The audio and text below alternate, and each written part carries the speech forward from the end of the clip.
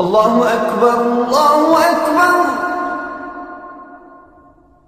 Hi, my name is Samuel Shropshire. I'm an American citizen living in Saudi Arabia. I came here in November 2011, not knowing anything about Islam or the Prophet Muhammad, peace be upon him. Most of what I had heard was extremely negative. In America, our news channels boosted their on-air ratings by regularly sensationalizing breaking news of terrorism. Every 30 minutes, one witnessed horrific scenes of bombings and bloodshed and murder, often one Muslim group fighting against another Muslim group.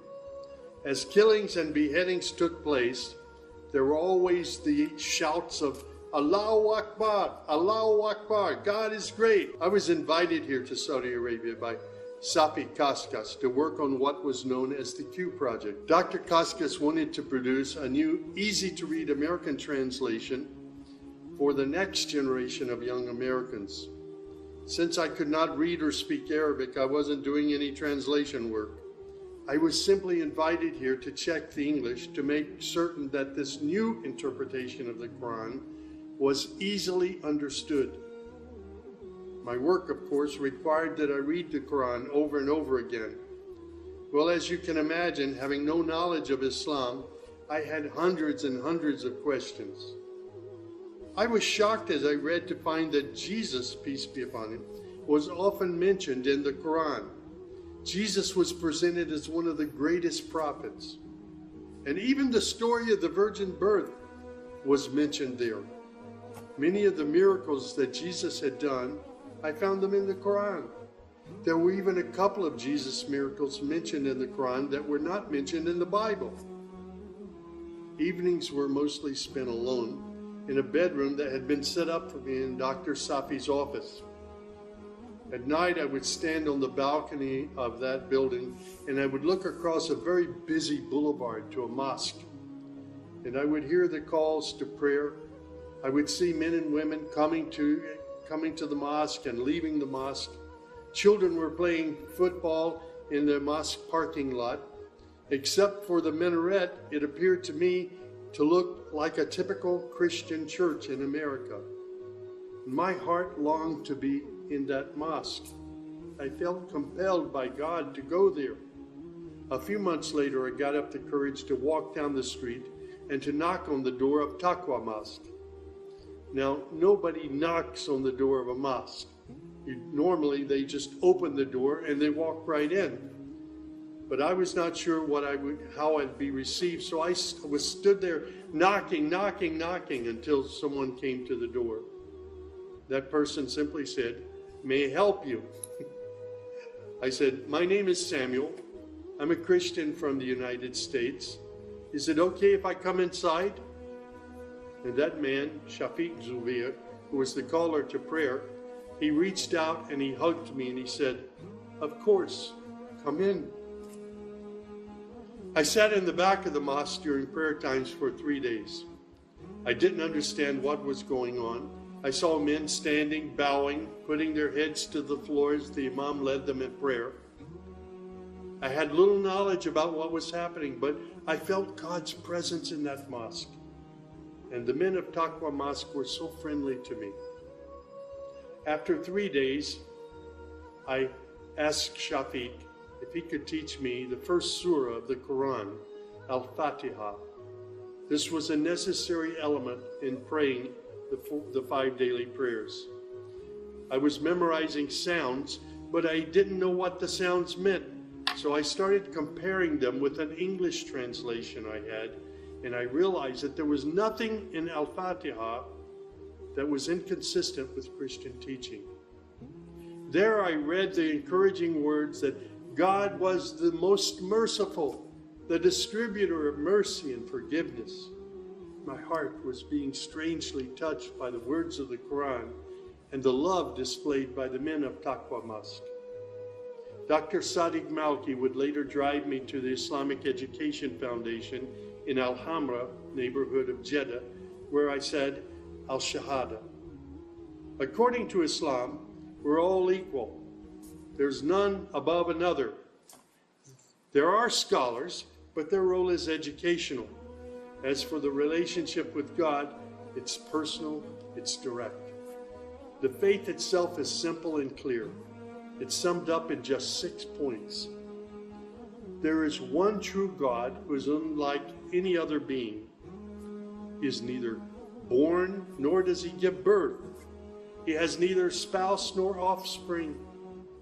Nothing is comparable to him. He's all-powerful. He knows everything perfectly. He is the most merciful. Secondly, a belief in angels, who are indeed the servants of God. They obey God's bidding and they do whatever they're commanded to do. They don't have any free choice. Thirdly, there's a belief in divine revelations. Islam acknowledges that God revealed scriptures including the Torah, the Gospel, the Psalms. However, down through the ages, many of these divine revelations had become distorted and somewhat corrupt. The Quran, which also contains God's revelations, is intact. It hasn't changed from the very beginning. The Quran, which also contains God's revelations, is still intact in its original form. Fourthly, there's a belief that in all earlier prophets and God's messengers, not just Muhammad. They believe in Abraham and Isaac and Moses and Jesus and hundreds of other prophets. They believe that the prophets were the best of mankind. Muslims believe in the last day. That's to say, this includes the belief in all that God and his messenger have told us about what happens after death, including recording of good and bad deeds, the resurrection and the gathering of all creatures, the reckoning that will take place on the great judgment day, the prophet's intercession, as well as heaven and hell. Man's ultimate aim will be to save himself on that day. Muslims believe in the divine destiny of predestination. Whatever God wills is certain to take place, and what he has not willed will never take place. This present life is a test for man, and man should endeavor to pass this test. These tenets of faith appeared to me entirely consistent with human nature. And then I asked, how can one become a Muslim? My search showed me that one needs to fulfill 5 specific duties, which are called the pillars of Islam. These are: first, a declaration to believe and to say verbally, I witness that there is no other deity other than God, and that Muhammad, along with all the other prophets, is God's messenger. Prayer is an important part of a Muslim's life. Muslims seek to maintain the 5 daily prayers. These are spread out over the day and night.